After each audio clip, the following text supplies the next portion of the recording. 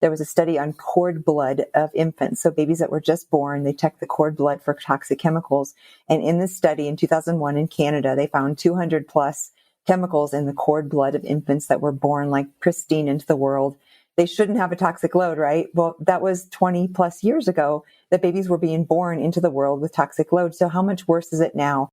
Have you been struggling with epic amounts of brain fog? Maybe just a couple of weeks or months ago, you weighed a specific amount, and over the course of a very short period of time, you've gained a significant amount of weight.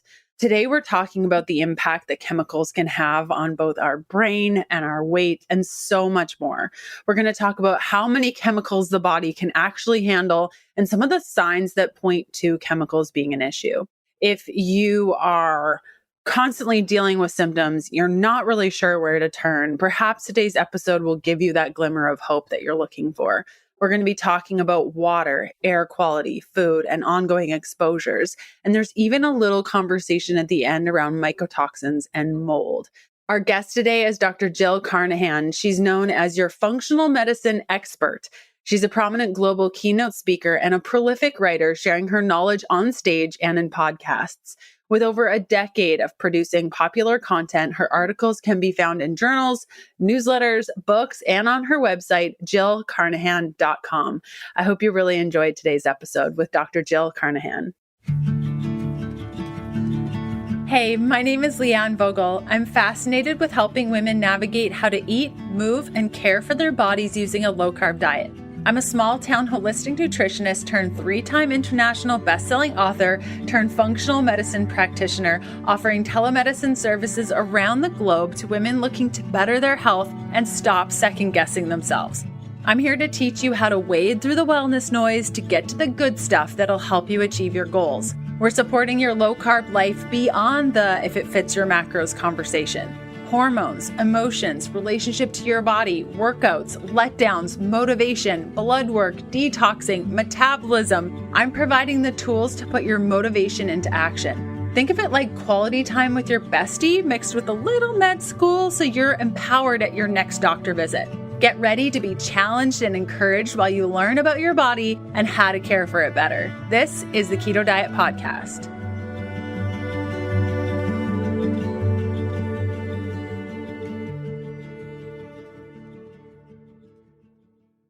Hi, Dr. Jill. How are you? Great, Leanne. Good morning, and so happy to be here with you. Yes, I'm so glad. There's so many places we could take this conversation because you're a woman of many talents and you've done a lot of things professionally and personally. There's so many places we could go. I would love to just start off by learning a little bit about how you got started in this work and what continues to light you up on a daily basis. Sure. So I grew up on a farm in central Illinois, the most idyllic place in the world. I was one of 5 children, and my mother was a retired nurse who retired to help raise the family. And life was great. And I knew I wanted to be a healer. I looked at all kinds of different types of healing practices, acupuncture, physical therapy, osteopathy, chiropractic, ended up applying to regular medical schools. And it was funny because I really had a much more holistic mindset. But what I realized as I started getting accepted to medical schools, I was like, wow, maybe I could really do medicine and learn medicine so that I could actually transform it and how we look at disease and illness from the inside out. So even going into medicine, I had this heart of a much more holistic healer and also a desire to really do things differently. But I also knew that there was value to this highly reimbursable system in the US right now, especially if you have trauma or a car accident or a heart attack or some acute illness, it's great. But what it's not so good at is complex chronic illness and the things that we're seeing more and more of today. So all that to say, I got into medical school, was pursuing my dream of becoming a doctor. And all of a sudden, when I was 25 in my 3rd year of medical school, I found a lump in my breast. And to make a long story short, I got a call from the surgeon just a couple of weeks after my biopsy. And she said, Jill, I don't know how to tell you this, but you have aggressive breast cancer at 25. So my life took a very dramatic turn and I had to figure out how to get well and to survive this. And now I'm happy and thriving and doing well almost 20 years after. But at that time, I didn't know if I had 6 weeks to live or 6 months or 6 years. It was very, your mortality is facing you right then and there. And looking back, growing up on the farm, some of the chemicals and things that had endocrine disrupting effects, so hormone-like effects in the body, probably contributed to me getting cancer at such a young age. And then we can go all into detox because I probably had a really impaired detox system genetically that was loaded up with toxic load from chemicals and pesticides and well water and things. And all of these things, among others, led to me getting this diagnosis at a young age. So I kind of fought the battle of my life in the middle of medical school, and I overcame breast cancer. And just 6 months after my breast cancer was, in remission, I was diagnosed with Crohn's disease, which is an autoimmune disease that attacks the gut. So all that to say, early in life, I got the experience of a healer going through their own healing journey. And I learned so much about the gut, so much about complex chronic disease. And I really learned it not only from the physician perspective, but from a very patient perspective. Yes, completely. There's nothing like a personal experience to really rock things, even though I'm sure that was challenging. It's probably fueled a lot of the things that you ended up learning and the avenues that you went down, and now all the people you're able to help because of that information. And so it's always a blessing in disguise in a lot of ways. And so I'm glad that you overcame that, because you are such an educator and have unknowingly taught me quite a lot of the things that I know. And so thank you for putting stuff out there, because practitioners like myself really look to you for some of these big answers. And I think that's, you touched on chemicals, and I want to start there, I think, because it's such a I think we're starting to talk about it more. People are looking up things like EWG and starting to ask, like, what's in my skincare and what's in my personal care. I personally go to a gym that you walk in and you just stink of all the Glade plugins and all the smelly things. And I'm trying to talk to the owners of this gym and like, we could switch things up. I would happily pay for this. Like, I will help you in this. What are your thoughts on our chemical exposure, and what issues can we have when we're exposed to these on an ongoing basis? Yeah, Leanne, this is the elephant in the room with complex chronic disease. And at the core of functional medicine, it's almost always toxic load and infectious burden. And what happens is the toxins in the air that we breathe, the water that we drink, the food that we eat, and the buildings that we live and work and play in are ubiquitous. They're everywhere, and we're constantly getting exposed, and most of us unbeknownst. And it's almost like, I always say our toxic load is like the equivalent of being born with a bucket that starts to fill up over our lifetime. And back in 2001, the same year I was diagnosed with cancer, there was a study on cord blood of infants. So babies that were just born, they checked the cord blood for toxic chemicals. And in this study in 2001 in Canada, they found 200 plus chemicals in the cord blood of infants that were born like pristine into the world. They shouldn't have a toxic load, right? Well, that was 20 plus years ago that babies were being born into the world with toxic load. So how much worse is it now? And so what happened is this toxic load that we're all accumulating, if we're not actively involved in thinking about what we're putting on our body as far as makeup and hair products and cleaning products and all these different things, we're behind the game, and our buckets are filling up. And what happens when they fill and start to spill over the top, our body can no longer bail out that water level, that extra toxic load. And we present with cancer, autoimmunity, and often neurodegenerative diseases. And these are all three increasing exponentially in incidence. Yes, completely. And you talked a little bit about the bucket. I guess if a listener is new to this topic, they're thinking like, what's the limit? Like, what is the limit of toxins that I can be exposed to on a daily basis? Like, can I have some? Can I have like just a little bit? Or does everyone have a limit to how much they can handle? Or is it individual? What are your thoughts on that? Oh, this is great, Leanne, because we all are born with a different size bucket. And for me, obviously with cancer at 25, and I've had all kinds of other illnesses, I probably was born genetically with a smaller bucket. And you can look at that older man that's 95 and has a cigar in one hand and a gin and tonic in another. And like, okay, how does he do it? He probably was born with a very large bucket, or we can think of it as capacity for our bodies to unload the daily onslaught of toxins. So then the question is, for your listeners, where am I? Is my bucket full? How do I deal with this? First of all, we're all getting exposure every day, everywhere we go, whether it's the glyphosate or Roundup that's sprayed on the lawns that we walk in, or whether it's the water that we drink that might have PFAOs, which are they're considered forever chemicals. Then in the water supply of Colorado, they found recently that all the water supply was contaminated with these. These are the things that are like waterproofing for Gore-Tex and Teflon and those materials. And it's now, at least here in Colorado where I live, in all of the water supplies. And the scientists can't even calculate the half-life, which means it's going to be around for many, many, many generations. So some of these things are really hard to get rid of and we're getting exposed. Well, this can be pretty depressing, right? But the deal is, number one, there's different genetics or different backgrounds and different conditions. So each person has a different size bucket, if we think of that analogy.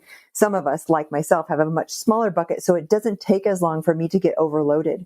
Some people, like I said, have very, very large buckets, and everybody in between. What we need to be doing is thinking about those ways day to day that we can unload some of the water level in our bucket. And there's some very, very simple things, because it can get overwhelming and scary and very depressing when we think about toxic load. But I always say start with simple, and that would be clean air, clean water, clean food. And we can all do something about that. Clean air, 80% of the environmental toxic load that we get exposed to is in the air that we breathe. And most people are completely unaware, because day to day they breathe fine. They can't really tell, but they might have a headache when they wake up, or congestion, or they feel kind of sick or more run down easily, or they might have fatigue in the afternoon, or I could name 101 other things that might present with toxic load. So getting good quality air filtration, starting with the air filter in your furnace, getting the highest rating of MERV filtration that you can handle in that furnace filter, making sure you clean your air ducts at home, and making sure like you have a standalone HEPA filter with a VOC filter in your bedroom or the place where you sleep. That in particular can really decrease toxic load. A HEPA filter is the particulate matter like spores and dust and fragments and things like that. But the VOC is volatile organic compounds, and these are 2.5 microns and smaller. So things like viruses and mycotoxins and formaldehyde and off-gassing from materials. And that's just as important as the particulate HEPA filter. So something like that in your bedroom can go a long way. Clean water is just making sure you have filtered water or spring water as your main source of drinking. And ideally, if you do have reverse osmosis, you want to replace those minerals that are lost in that process. And then clean food, just choosing to eat organic, local, whenever possible, without any pesticides, non-GMO. Wild fish is great. You know, some of these things that are super health foods, leafy greens, and getting them from the cleanest, most close local source that is possible for you. And all of these things are far more important day to day than going out and buying expensive supplements or getting IV nutrition or things like that. We can do those things, but it starts with the very basics. Yes, completely. You can get very doom and gloom with all of this. So I'm glad that you broke it down quite simply. To delve a little bit deeper into the water part, is it enough to use a Brita filter or a filter on our fridge, or should we be going a little bit deeper? You mentioned reverse osmosis a little bit there. I'm assuming you would probably say a whole house filter if you could, or what are some of the inner details of water? And is it that important with the whole water situation? Yes, it's hugely important, because even our city well waters, or not well waters, but the city municipal, sometimes recently there was wildfires last year and continue to be ongoing in Colorado. And with the fires, the contamination of the water system was pretty significant. And I had patients who were having, ulcers on their skin and issues with their mucous membranes, like their mouth and things, just because of that contamination. So you can't really even count on city water supplies to be perfect. So what to do? Reverse osmosis is really, really good as far as how well it filters. Any carbon filtration is also good. Reverse osmosis by nature pulls the minerals. So that's the one caveat, is you can get a whole house reverse osmosis filter, which then filters your shower water, your bath water, your cooking water. Whereas if you had a pitcher in your fridge, you might just have the drinking water and your cooking water filtered. But I have a pitcher in my fridge, and I think it's a great way to go. I don't think the actual fridge filters or the Brita pitcher, sorry to put them under the bus, are good enough, though. You want one that really filters out 200 plus of the known chemicals. I use Clearly Filtered, but there's 101 other options out there. And then, like I said, the whole house filtration systems are probably your best bet. But if you either have something that remineralizes the water, or you take minerals in addition, if you're drinking the RO water is actually very acidic, which can leach minerals from your bones and things. So you want to make sure, like I said, just getting that mineral. Another way to do that is drink mineral water from Europe or some clean location, because natural mineral water is a great clean source as well. We know that we lose muscle as we age, and that this loss massively affects our ability to function. Like, I'm talking basic tasks here. Muscle is important for protecting our joints and also keeping our metabolism revving. Basically, you want muscle. And unfortunately, a lot of us just don't prioritize muscle maintenance or see it as an importance. And you may also be cringing at the idea of going to the gym and being able to maintain that muscle consistently. Yes, active moving is super good. And there's really nothing like it when it comes to the mood boost of pumping iron. So when I share about Urolithin A, I am not saying just to do this and you can maintain your muscle without movement. Well, like I am saying that because Urolithin A does do that, but I think pairing Urolithin A with exercise is likely the best path forward. So I started taking a product called MitoPure to boost my performance and improve muscular strength. And MitoPure has 500 milligrams per serving of Urolithin A, a postbiotic shown to have major benefits to significantly increasing muscle strength and endurance with no other change in lifestyle. Yes, you heard that right. I just said that it has major benefits to significantly increase muscle strength and endurance with no other change to lifestyle. It gives your body the energy it needs to optimize its cellular power grid through boosted mitochondrial health without changes to lifestyle or diet. Now imagine what it could do with your low carb diet and a walking goal or a lifting goal a couple of times per week. It took me a long time, like a couple of months, to introduce MitoPure to my day because it's so strong. Every time I took it, I almost had too much energy, so I really had to titrate up. MitoPure is the first product to offer a precise dose of Urolithin A to upgrade mitochondrial function, increase cellular energy, and improve muscle strength and endurance.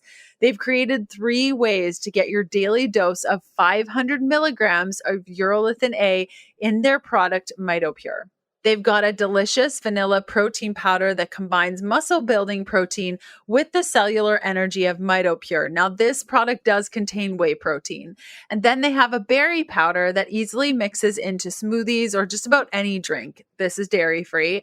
And finally, the soft gels, which is what I prefer because it's just easier. This is also dairy free. I love the starter pack idea though. If you can handle the dairy, the 3 forms of MitoPure to play around with which one is your favorite, top notch. So Timeline, the creators of MitoPure, is putting together a sweet little offer for you, 10% off your first order. So if you go to timelinenutrition.com/KDP and use the code KDP, you'll get 10% off your order. Again, that's timelinenutrition.com/KDP. I recommend trying their starter pack with all 3 formats and picking out your best format. Again, that's timelinenutrition.com/KDP. Yes, couldn't agree with you more. Air quality, food quality, water quality, especially if you think, you drink a certain volume, you eat a certain volume of food every day, but we're drinking so much water and we're exposing our skin, our largest organ, to all of that water. So it really is an important factor. I couldn't agree with you more. And you talked a little bit about some of the symptoms that we can experience when we have these issues, but what are some ways that we can start thinking about chemical exposure and maybe linking them to certain symptoms that we're going through? Really, I want the woman that's listening right now to hear maybe some of the things that are going on in their life as relating to needing to look at water quality, food quality, and air quality. Yeah. So first thing, mental cognition. So memory, focus, concentration. People often use the term brain fog, which is not really a medical term, but it just means, I have more trouble doing the day-to-day task, either remembering details or getting through a project or having focus and concentration to get things done, or even just remembering names of people or faces or details or those kinds of things. So memory and brain are dramatically affected by toxic load, especially mycotoxins, but really any sort of toxic load. Skin is a big one, and people want clear, beautiful, young-looking skin, and acne and breakouts and rashes and blemishes and things are all very common with toxic load because when our liver is overloaded, a lot of times we see it in the skin. So if you want really, really clean, beautiful, young-looking skin, the very first step is detoxification. And then this one's going to get a lot of people is weight gain, unexplained weight gain. Of course, it can be thyroid, adrenal, hormones. But the biggest factor, I think, in unexplained weight gain is often toxic load. because we know dilution is the solution to pollution. And what that means is our body will naturally try to protect us as we increase our toxic load from exposures by gaining weight, because that will be a dilutional effect on the toxic load in our tissues. So one way if weight gain is an issue, you can do things like infrared sauna, where you're actually mobilizing the toxins out of your tissues, dry brushing, Epsom salt baths. And really, if I have someone coming in for weight loss as a main issue, maybe it's a woman who's just starting into menopause and all of a sudden they have unexplained 10 or 20 pounds of weight gain despite not changing a thing and maybe even exercising more than normal. And they're like, what is going on? Well, like I said, clearly hormones and thyroid and adrenal can play into this, but a far bigger issue for many women is the toxic load. And there's usually not a lot you can do to lose weight until you first decrease toxic load, because by the nature of losing pounds and weight, you're going to actually be more toxic because you're taking out that dilutional effect. So it's always important to start with detox before weight loss. Yes, completely. I see this a lot with women who are trying to eat a ketogenic diet, and the ketogenic diet by nature is using fat stores as energy. And oftentimes the body will get kicked out of ketosis or will be unable to maintain a state of ketosis. And I really see this as the body protecting itself, because we do know that a lot of these components that you're talking about are stored in the fat cells, are stored with fat. And so I believe that there is a experience that we can go through when we are eating a ketogenic diet and all of a sudden we start to feel quite terrible, that this can actually be a detox reaction to all the chemicals and things that we have exposed to. And so I love that you're talking about how it sounds like diet is not enough of just, if you're, like you said, going to the gym and adjusting your diet and it's not shifting, we need to look at these components. So I couldn't agree with you more. And you mentioned a little bit about how to get it out. You talked about sauna and dry brushing and Epsom salt baths. Are there other ways that we can detox? And coming from more of the allopathic realm of medicine previously, when we talk with our doctors about our liver unable to detox, sometimes we get those weird looks. Like, why is there that disconnect between what you're saying with the liver being involved in detoxification and what my doctor might say, yeah, your liver's fine. It should be able to detox all those chemicals. That's what the liver's made for. What are your thoughts on drainage pathways as it relates to allopathic versus more holistic? Yeah, so in conventional medicine, we are dealing with a disease-based system. So unless the liver is failing or full of fibrosis, like in cirrhosis, or there's acute hepatitis, those are the conditions that are recognized and understood by medicine. But you can have a lot of either liver dysfunction or just your liver's working really hard doing what it's supposed to do with detox, and it's not a clinical disease state. We're actually in the realm of healthy functioning, and that's not something that conventional medicine deals with.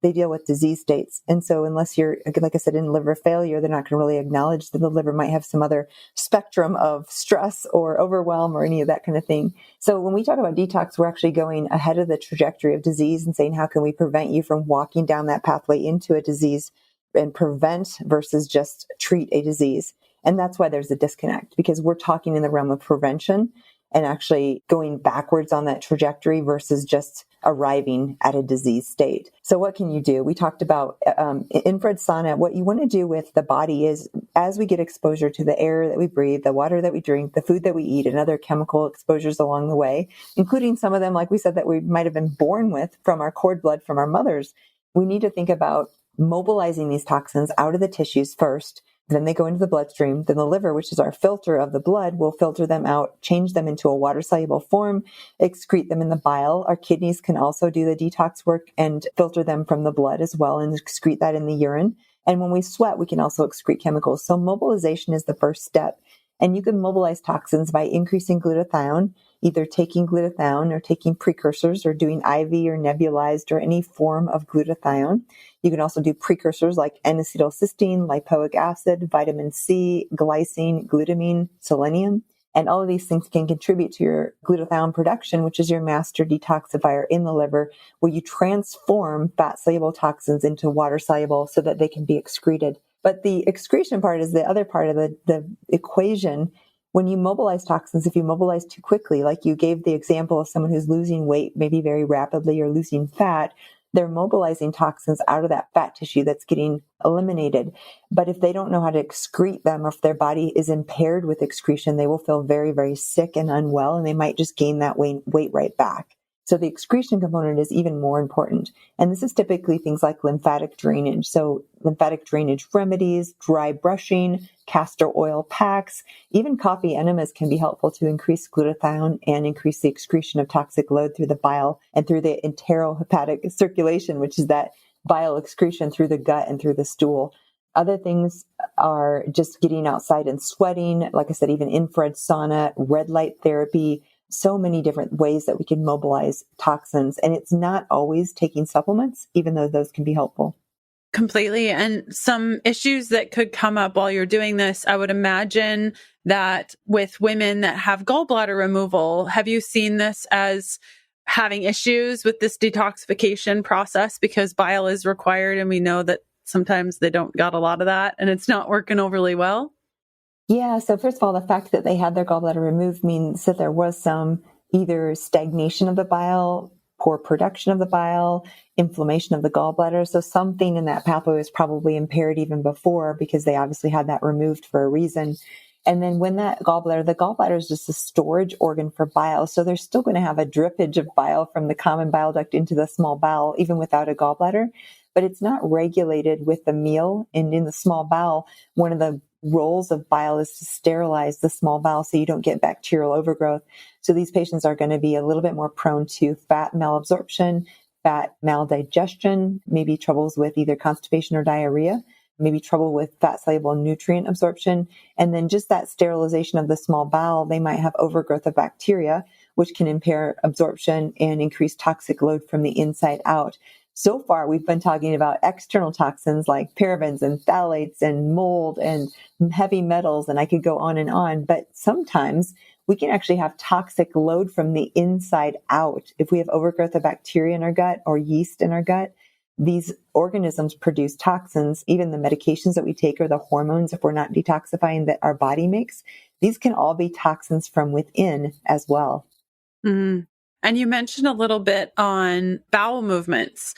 I would imagine, just working with ladies, a lot of them think that a normal cycle of having bowel movements is like every other day or a couple times a week. What are your thoughts on pooping and its importance with this detoxification process? Oh, I love Leanne that we're talking about this because they call me the gut doctor. And of course, we talk about poop a lot. It's important. It's so critical. And it's really important because one of the things that when we're looking at a detox regimen, two of the things we haven't talked about yet, but having regular bowel function, which means one or two or more bowel movements every day, normal formed stool, is critical even before you start to try to lose weight or detox. Because if you are not having regular daily bowel movements, all of that stool, which is full of toxins and microbial metabolites, is sitting in your colon and being reabsorbed into your system. So you're almost guaranteed, if you're constipated, to have a higher toxic load. It just is what it is. So bowel function eliminating properly is absolutely essential. And the ways that we can enhance that, some very simple things like magnesium citrate. We all need more magnesium. Our soils are depleted, and magnesium citrate is a form that helps to move the bowels. So that's a great way to start. Buffered C powder or caps, the higher the dose, the more you tend to mobilize the stool. And you can use buffered C powder or buffered vitamin C to enhance stool. And then some people do need a gentle laxative that's like senna or herbal teas or things that would actually aid in the elimination. But often some of the types of bowel overgrowth of bacteria like methane will actually paralyze the peristalsis of the bowels. And that can be one of the reasons why their patients are having slower bowel function. Same with yeast or fungal overgrowth. And so you want to treat that root cause so that they can get normal motility back. Mm-hmm. Completely.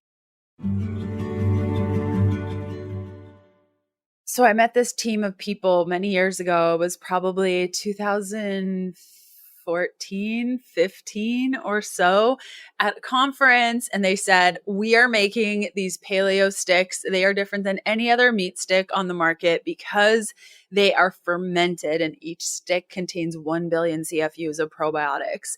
At the time I was living in Canada and I could not get these sticks. I remember Kevin and I loading up our RV and driving to Montana to drive to the owner's parents' house to pick up these sticks. Now, fast forward a whole bunch of years, and these are now the Paleo Valley grass-fed beef sticks. They are my favorite snack. They have been for almost 10 years.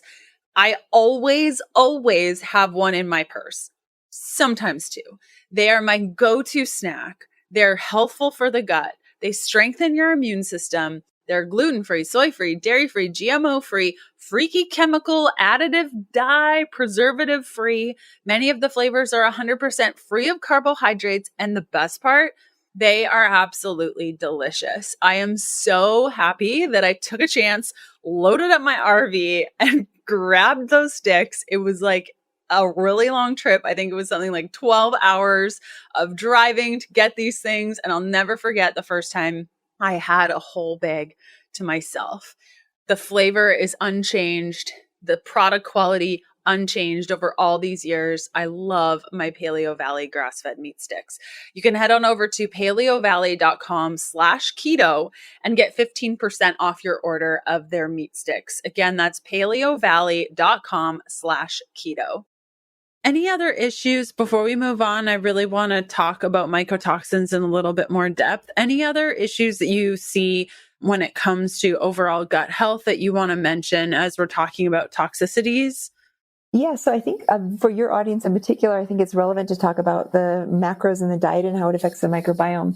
I use diet just like you've made your platform on keto diet all the time for changing metabolism, changing function, changing weight. We know that studies with mice that had like a westernized, high fat, high sugar diet, not healthy at all, when they went to a plant-based diet that had, healthy amounts of protein, they, within one day, 24 hours, their microbiome changed.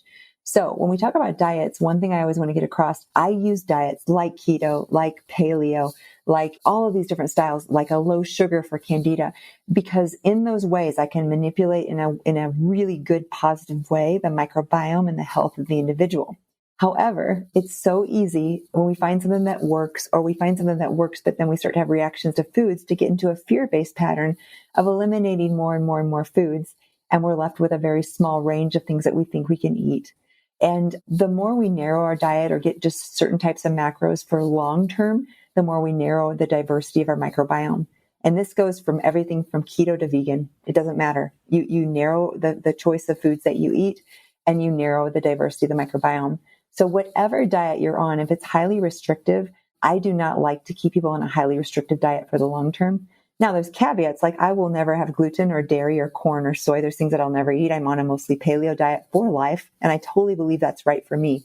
But I'm constantly pushing that edge and saying, what could I do? Like I eat some quinoa now. It's the only grain that I can, tolerate. But because what I want is a diverse microbiome, because that will help with longevity and resilience to disease. And the more you get pigeonholed into a very, very narrow spectrum for your diet, the more you're going to lose diversity in the gut. Yes, couldn't agree with you more. Most of the GI maps that I see are from people that eat low carb, and 9 times out of 10, they have an insufficiency pattern, usually with the keystone bacteria like Akkermansia or Fasobacterium, because they're not eating the plants that are feeding those good guys. And mucosal health is so important for our overall gut balance. And so I couldn't agree with you more. I know that I was on that path of being afraid of everything, and I was down to maybe 15 foods that were safe. And every time I eat a big old bowl of beans and I'm like, wow, this is fantastic that I can eat these now, I'm reminded of, you don't have to fear the food. And there's this very common message right now of, this, plants have lectins and this has that and that has another thing. And all you need to do is eat X, Y, Z. And that's no way to live. And it does affect the gut long term. So I completely agree with you on that for sure. Yeah, I love that. When it comes to mycotoxins, you mentioned this a little bit. Our audience is a little bit familiar with mold and mycotoxins. We've had a couple of individuals on the show to talk about this. Can you talk a little bit about how they are similar to the chemical pieces that we've been talking about and how they're different than what we've been talking about when it comes to mycotoxins?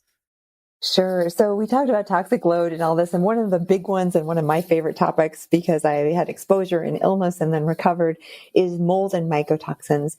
So often people who come in with a new autoimmune disease or unexplained weight gain or unexplained cognitive decline and memory issues, they don't know it, but underneath the root of this presentation of symptoms is actually a mold exposure. And it's insidious because we might look in their home and say, hey, everything looks well. I don't see visible mold. 90% of people who have a mold exposure in their home do not see visible mold. So it's often hidden. It can be from an old fridge leak line. It could be from a washer leak. It could be from a sump pump. It could be from window extrusion from a storm, attic that wasn't properly sealed. And I could go on, but typically it's not something that's super obvious. And this mold will grow in any porous material. So it might be behind the wall, under a floor. And bit by bit, that mold growth, especially if it's some of the really toxic black molds like Stachybotrys and Gatomium, these molds produce mycotoxins. And that's what we're talking about there. The mycotoxins are these small particulate, like I said, that only like a volatile organic compound equivalent would filter. So they're extremely small. When we inhale them, they literally go right through the alveoli into our bloodstream within seconds. So if we're in a room with mold, we're getting those into our blood almost immediately upon inhalation exposure. And what these mycotoxins do, there's all kinds. There's aflatoxins, ochratoxins, trichocythanes. They all have different properties, but some of them are incredibly immunosuppressive. So we get them in old infections or we're just more prone to get ill because our immune system is impaired. Or other times, there is just cognitive decline or other symptoms that are just really affecting our ability to think clearly. So all of these things are invisible and they're often affecting us. And like I said, they can drive autoimmunity, they can drive weight gain. They're very insidious. I'm sure this topic could overwhelm also, like when we were talking about chemicals and you're like, the entire world is making me sick. I'm just going to build a bubble for myself and never come out. But now we're talking about the home, which is supposed to be this safe place where we go to kind of get away from the world and relax and, the safe place. And now we're talking about this. How do we go at this without getting too emotional over it all? Yeah, so I think that empowerment is the key, the fact that we have choice and we can figure out what is causing it and we actually have the ability to reverse that. Mold is a lot of places, and some people say mold is everywhere. I don't think it's everywhere, but it is in a lot of homes and buildings. But the more we know, the more we can create a place that is safe. And I love that you mentioned safety because that's a core part of the reason why maybe we don't want to deal with mold or it feels overwhelming or scary is because it often affects our homes where we sleep and we rest and we should be places of safety. And then they aren't, obviously, if there's mold exposure. But the more you're empowered to understand and know, the more you can really do something about it. And there are ways to detox from mold. And one of the first things is making sure you remediate and get rid of that mold exposure. Second thing is just like we talked about, enhancing glutathione. The same thing applies for mold exposure. So whatever we can do to enhance glutathione, which increases the liver's ability to excrete it. And then one other thing we use with mold in particular is binders. These are inert substances that bind that bile that holds the toxins in our gut. Things like clay, charcoal, chlorella, glycomannans, even prescriptions like Welchol or cholestyramine. And all of these things can decrease that toxic load from a mold exposure and help us to get back to our baseline. Yes, completely. And I work with a lot of clients and they say, when we moved in this home, I started getting worse. But my husband, I swear, he says that it's all in my head. Nobody else in my home is sick, or maybe the kids are sick, but the husband is not, or the wife isn't sick and the husband is. How do you explain how people have different reactions to a space that might have mold in it? Yeah, so there's a big genetic component in our ability to excrete and tag these toxins, and about 25% of the population is a little bit impaired in their ability to tag these mycotoxins and tell the body that to excrete them. So they have more trouble excreting them, and then that toxic effect on tissues and receptors causes a cascade of inflammatory events. And of course, post-pandemic, we all realized that there was this, cascade of inflammation and cytokines that caused illness. And it's the same pathway. It's the same exact pathway of cytokines and inflammation that can cause illness in patients if it's left unchecked, and it's triggered by mycotoxins that are unable to be excreted. So there are people that can be in a moldy environment and can barely tell. And then there's people who get very, very, very sick, and they can literally be in the same family. Mm-hmm. Completely. One of the gyms that I used to frequent had a water damage situation 24 hours before I entered the gym, and I had a pretty strong neurological response. not knowing that there was recent water damage. And after the event, I'm like, wait, did you guys just have a water leak? And she's like, yes, it happened last night. And I was like, yeah, I mean, I felt that very clearly. And so, yeah, some of us are, the canary in the coal mine, I guess you could say, which is sometimes a blessing, sometimes not so much. Exactly. Oh, I totally understand that. I was just recently traveling to Orlando several times, and one of the hotels had massive mold. And immediately, I'm like a mold dog. I can always tell where there's been water damage. Yes, which is good, but oftentimes it means like having to find a new hotel or having to find a new gym or a new home or, like but it's good because the air quality to kind of loop back to the beginning of our conversation. So important to make sure that we're in safe spaces. I would love to spend the last little bit of time that we have together just chatting about client testimonials. And we've talked a lot about the nitty gritty of all the things that can be not so great, how to support our bodies through this. But who are a couple of clients that you can remember just coming to you completely helpless? Everyone said that maybe they were getting old or it was just their hormones or they needed to take a certain medication. And through some of these processes with chemicals specifically and working through some of the diagnoses, were you able to address the situation a little bit differently than what perhaps the allopathic doctors were presenting? Yeah. So gosh, I could talk about a lot. I would say that the most common would be like someone with autoimmunity, new onset, even as severe as MS, multiple sclerosis, or a woman with unexplained weight gain, 30, 40, 50 pounds, or a young person with new onset arthritis, at 12 or 14 or 18. And a lot of these situations, because I deal a lot with mold toxicity, turned out to be mold exposure in the home or environment. And then its story is very similar on all of these. Would be you first find the source and remediate. Once in a while, patients would move. I always don't like to be scary because it doesn't mean you have to leave your home. But once in a while, if it's like a foundation issue or if it's so enmeshed in the home that it's going to cost a huge amount of money to remediate, that is an option to leave and get a new home. And some people have done that. But the first step is always to get out of that exposure. The second step is then to do the detox, which we talked about, enhancing glutathione, supporting the liver, and supporting the mobilization and excretion of toxins. And that process can take anywhere from 6 months up to 18 months or longer. After that, you look at root cause infections. If there's anything we're missing, like Epstein-Barr reactivation or Lyme disease or any sort of other infection that was activated when the weakened immune system happened after the mold exposure, and treating any of those things or supporting the immune system to recover and come back to normal. And once in a while, in some of those situations, there's also mast cell activation that needs to be dealt with. I always help people deal with limbic activation and childhood trauma because that's a piece of the puzzle.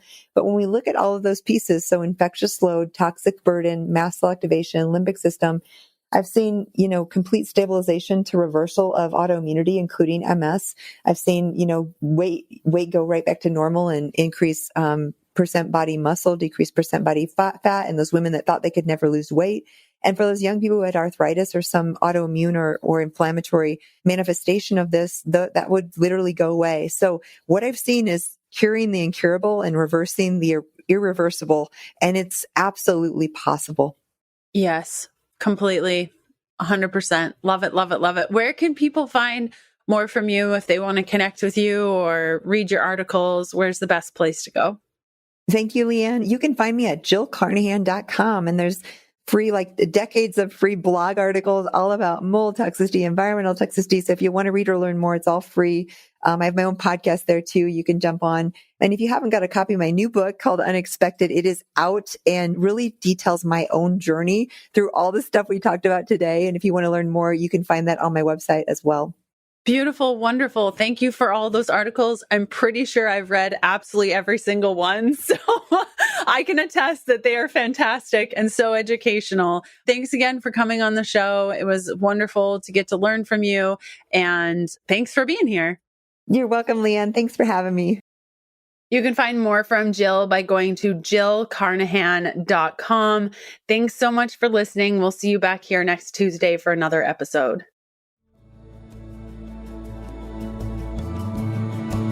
Thanks for listening. Join us next Tuesday for another episode of the Keto Diet Podcast. Looking for more resources? Go to healthfulpursuit.com for keto meal plans, weight loss programs, low-carb recipes, and oodles of free resources to get you going. The Keto Diet Podcast, including show notes and links, provides information in respect to healthy living, recipes, nutrition, and diet, and is intended for informational purposes only. The information provided is not a substitute for medical advice, diagnosis, or treatment, nor is it to be construed as such. We cannot guarantee that the information provided on the Keto Diet Podcast reflects the most up-to-date medical research. Information is provided without any representation or warranties of any kind. Please consult a qualified health provider with any questions you may have regarding your health and nutrition program.